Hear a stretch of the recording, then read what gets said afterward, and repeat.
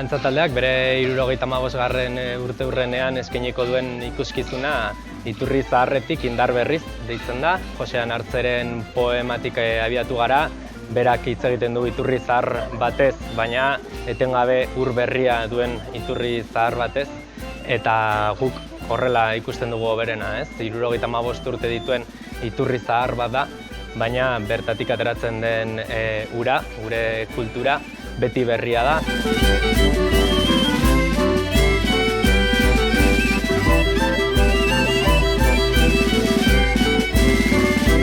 Hoberena Antza taldeak bere garaian egiten zituen ikuskizunetan erabili zuen banda eta koroa, eta erabaki dugu aproposa zela oraingoan hori berreskuratzea eta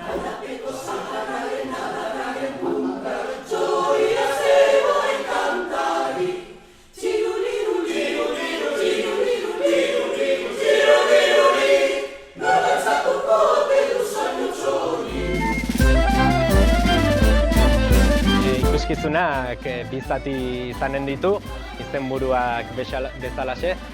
Lehenbiziko zatian iturri zaharra adieraziko dugu lehengo garai hori, baina beti ere gaur egungo ikuspuntutik eta aurrera begira. Eta bigarren zatia indar berri hori izanen da, ez? Eta hor batez ere gazteak izanen dira protagonista.